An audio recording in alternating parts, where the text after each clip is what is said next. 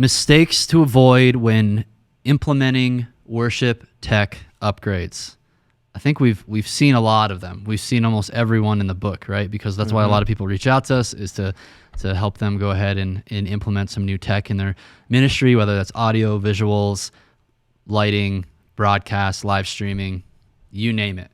And unfortunately, we just there's a lot of mistakes being made. Even so, we've made some of these mistakes too. So it's not like, we're not saying only other people have made these mistakes, but we've made them too. That's how we have learned.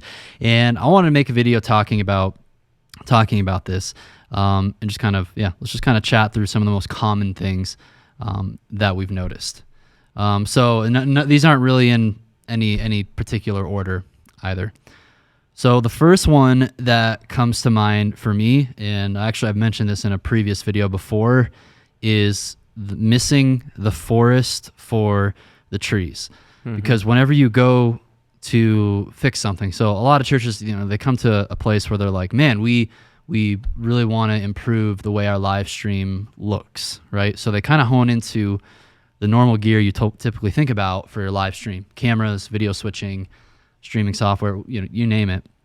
And they think like, oh man, if we just put all of our resources into that, then that's going to make our live stream look better. That's how we're going to get to our desired destination of quality of what we're trying to accomplish here. They focus on the trees, the details, but they don't step back to look at the bigger picture and assess the bigger situation of, okay, but so let's do that. What would that look like? Well, first of all, like when I'm thinking about live streaming really encapsulates every aspect of your tech system, and that's where any weaknesses will be exposed. Whether it's audio or video or the way you have your graphics set up, live streaming will expose all the weaknesses. So, if you're talking about video quality for live streaming, well, let's think about what's the lighting look like in your church. If we're talking about audio quality, before we even worry about a separate broadcast mix, let's maybe think about, are there any issues that we have with how we're capturing audio from the source? Because that's going to translate to what people hear online, no matter how much fancy gear you put in between. So that's my biggest thing, is like, if you face an issue with your worship tech setup, and you're trying to accomplish some goal, step back. So look at the forest. Don't just hone in on the trees. Really step back and assess your entire system and where those weaknesses are, and then where you probably need to make the appropriate improvements. Yeah. And that reminds me of another thing, is not knowing what you have. I think that a lot of times people are just scared to throw things away. They're scared to sell things. You can get rid of things. It's okay. Yep. And then also just not knowing what there is or how it works. You're not going to know what to upgrade if you don't even know what you have or how it works. Yep, totally. But maybe unpack even that a little bit more, where people think oh, we have this mixing console that we bought 5 years ago, therefore it's 5 years old, therefore it's bad, we need a new one. Is that what you're talking about? Or the just assessing the gear that you already have, knowing when is it too old, or when is the right time to upgrade these types of things? More just like you said, talking about the big picture. So I can talk about what one of the most common coaching calls I have is people wanting to upgrade their system. And it always starts with the vision. What do you want to accomplish? Okay, what is the gear that you have? Can the gear that you have accomplish that? Yes. Okay, what do we need to add? No. Okay, what do we need to get? Yep. So it's this whole process. Right, yeah, exactly. Okay. And that, you mentioned mission vision, right, and culture of a church. That's another important thing to consider when you're making technology upgrades, because you might think as a church Bible Baptist First Christian Church down the road purchased a 50-foot LED wall for their nice ginormous stage in their 1,000-person auditorium. We have to get an LED wall, but think about it. Just take some time to really assess, is that appropriate for your church, your mission, your vision, your culture? In our town, is that appropriate for Red Rocks Church to do that at one of their campuses? Yeah, probably. They're at a scale. They have a certain mission, vision, the way they do things. It makes sense. But at, another, our church, at South Fellowship, probably not. I would love to have some sort of LED display someday, but like I made the video about our video background wall that we have, and it's like it's a projector, DIY projection screen, and kind of gets the same thing accomplished at about 1/100th of the price or something like that of the same size LED wall, and it works. And a lot of that's because the mission and culture of South Fellowship, it's a little bit less like I don't know how to describe the differences. A little bit more, we're like more of a neighborhoody type church. I would describe like, and that's why people do enjoy coming here. It's like, and it's a little bit more, especially the culture that Aaron's built with worship. It's like, yeah, we want to have good tech, and of course, like I'm here, so I want to implement new tech. But at the same time, there's a fine line. It's like, no, it doesn't really vibe with the culture of our church, because we're kind of just like, we want it to feel maybe a little bit homier when people come, a little bit more. I mean, that's why he had like the wood panel background, if we want to switch it to that. So just thinking through like what's appropriate for the mission, culture, vision of your church and who you are. Don't just try to replicate what you see other churches doing.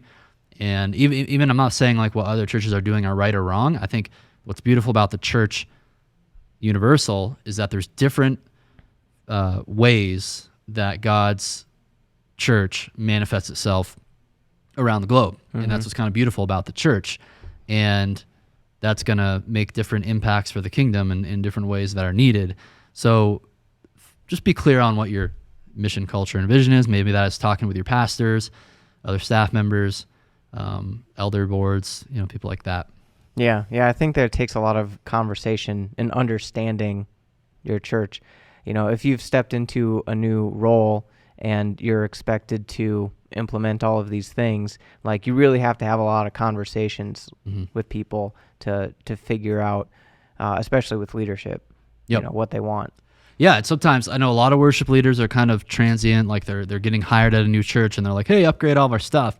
And it's like, well, I've only been here for like a week. Like I really should have a better assessment of who this church is before I start, pulling the trigger on $50K worth of purchases or stuff like that. Granted, some things are a bit more pressing to get done, but I think it's definitely better to slow those things down a bit. Speaking of, I saw another bullet point you have is not putting in any buffer. Yeah. What do you mean by that? So not having enough money for when things go wrong, or just trying to do it on shoestring.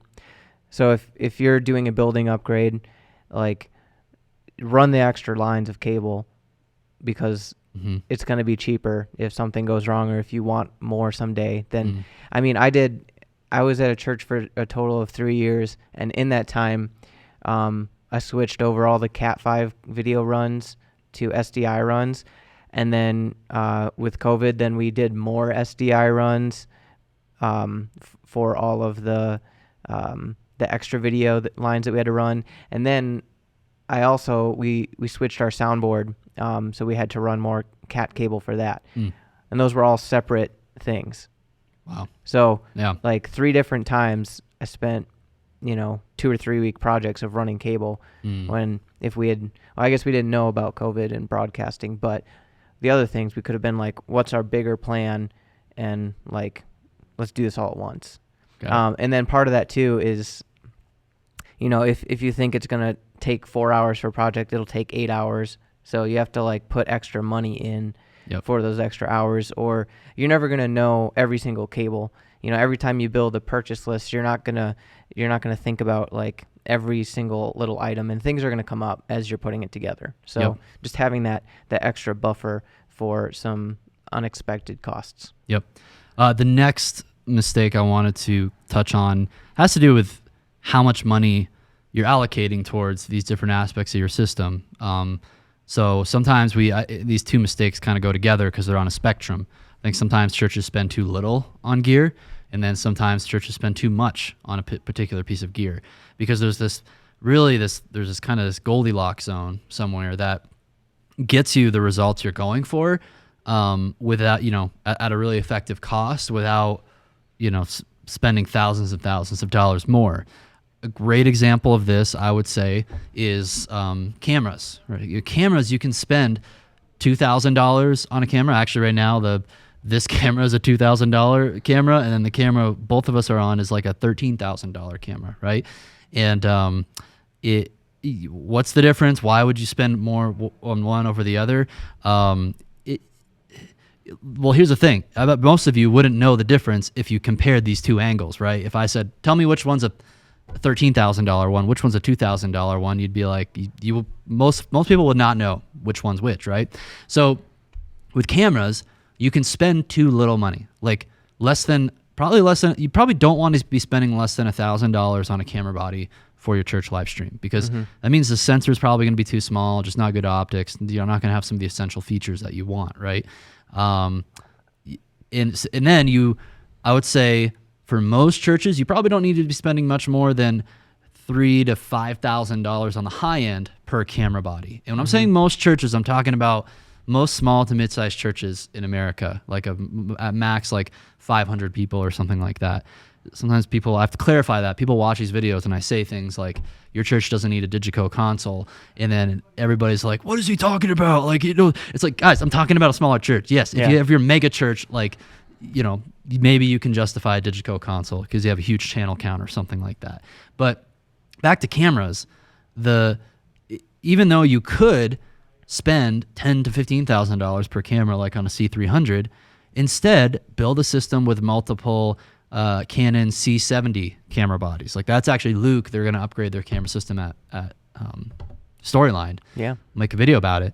But to me, like that's the perfect range. And that's a pretty high budget range, like to get a $5,000, get like 3 or 4 of those cameras. But you can get 3 or 4 of those cameras for the same price as one really high-end cinema camera.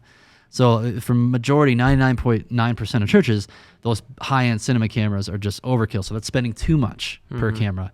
So you don't want to spend too little. You don't want to spend too much. You want to find those Goldilocks zones. And I say there's a Goldilocks zone for every single piece of infrastructure on your system. It's like, do you need a $15,000 video switcher? No.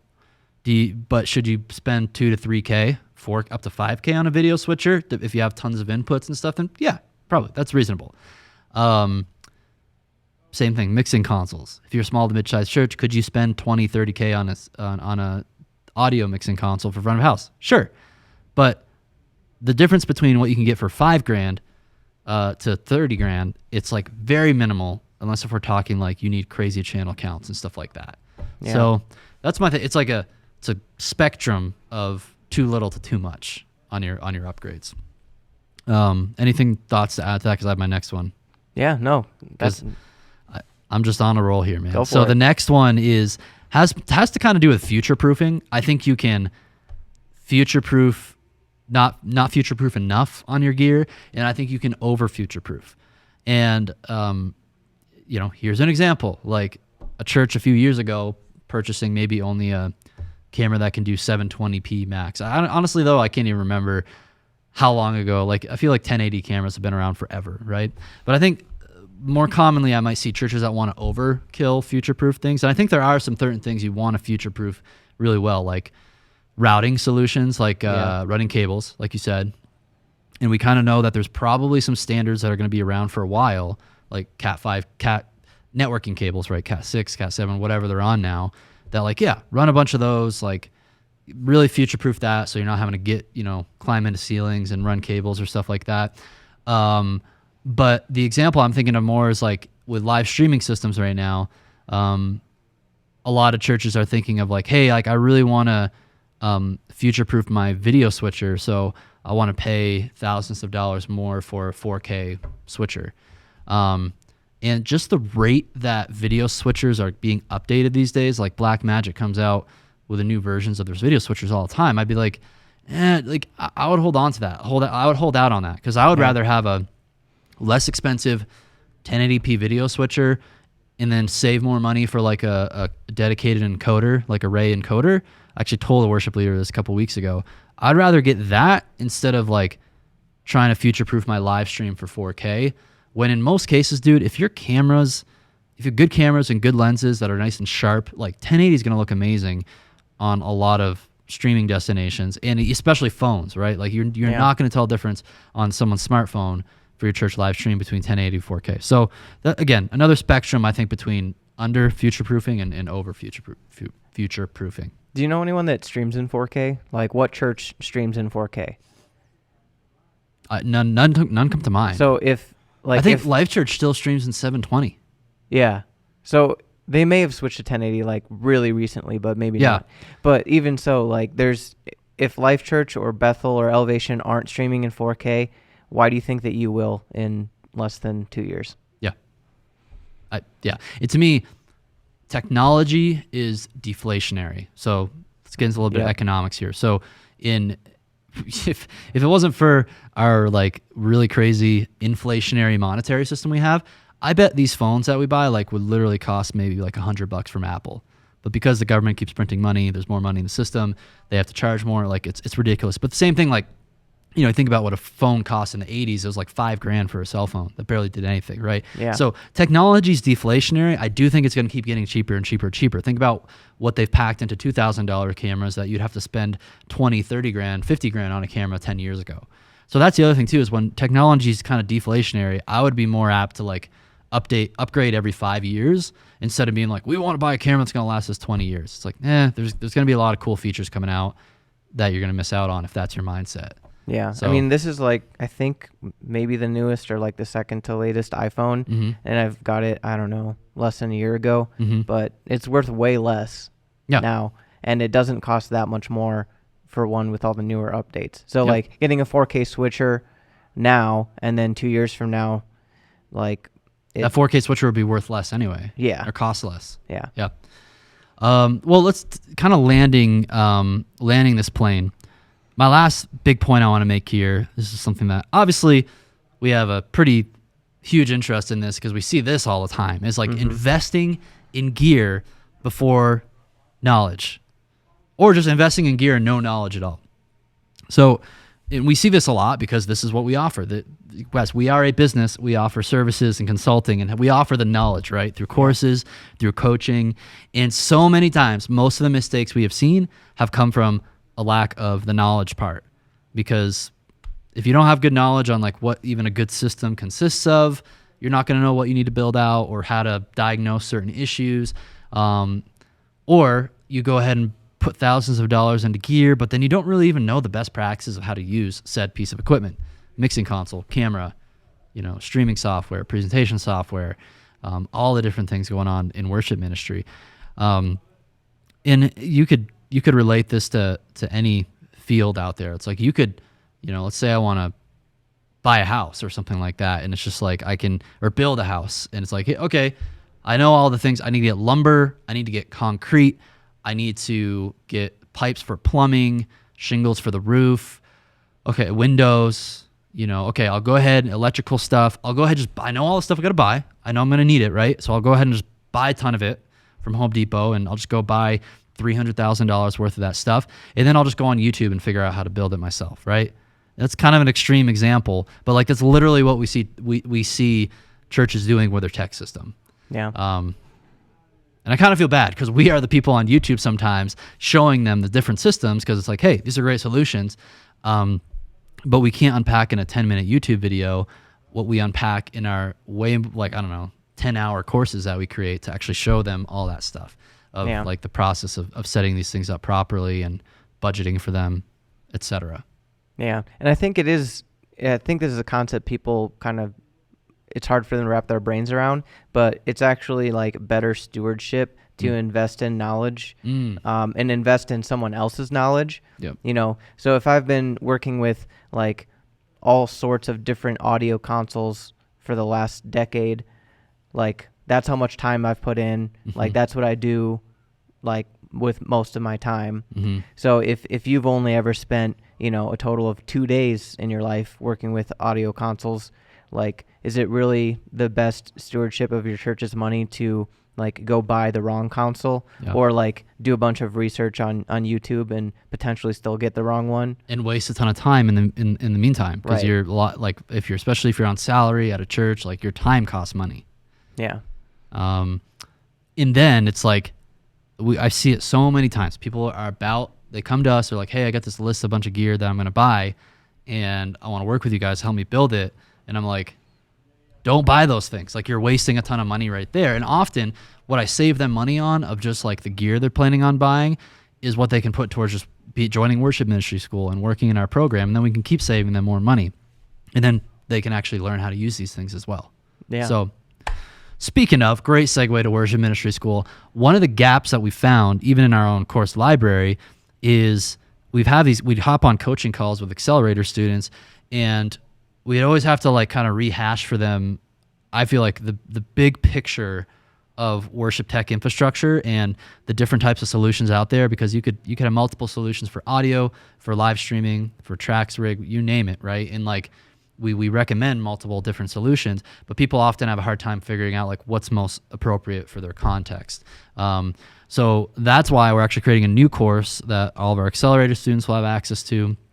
And then also you guys can get access to this. I'm going to be building it over the next month and a half. It's called the Worship Tech Blueprint. And the goal of it is to help people see, the forest instead of being so worried about the different trees, because I want churches to work through this course and be able to have a clear plan, especially if they're trying to draw up upgrade proposals that they need to present to their leadership. Clear plan on that. They'll really know, okay, what live streaming solution is best for our church. I see Churchfront recommend a couple ways to do it, but like, what's actually going to work best for us, given our culture, our budget, the amount of team members we have, and all that stuff. So it's going to help you think through all that stuff. It's going to help you, not just for live streaming, but all other aspects of it too. Audio, you name it. And the next thing that's really going to help you out too is just being able to draw up those proposals with clarity and confidence to present to your pastors. Because I know so many of you out there are like, hey, my pastor just gave me the go-ahead for $10K to make upgrades on our system, but like, where do I even begin? And then how do I present that to them in a way that's like, where this is a good investment stewarding our resource as well. So that's another piece of it. And then also, it's going to help worship ministries just think through, like, how do we get these things funded? Part of it is that good proposal, but the other part of it is like, where can we get more resources from to make these upgrades? And maybe that's selling gear. Maybe it's working with your leadership at your church to come up with creative fundraising ideas. So we'll be covering all that, exploring some different options there as well. So the Worship Tech Blueprint course is open for enrollment for basically like the next few days. I'm not sure when you're watching this video. It's going to have a limited time enrollment window. It's also going to be at 50% off, so you guys can get a huge discount when you do sign up for it. And then I'm going to be releasing the lessons for it starting next week, and then probably into October to make this one training that, honestly, before people take too many of our other courses, I want them to take this one so they really know, like, do I need a beginner live streaming setup? Do I need an advanced live streaming setup? What type of broadcast mixing solution should I use? I want them to have more confidence in making those decisions. And of course, we can help on coaching calls with that as well. But I think it's going to make those coaching calls even more effective for folks. Yeah. A lot of times people you don't know what you don't know. Yep.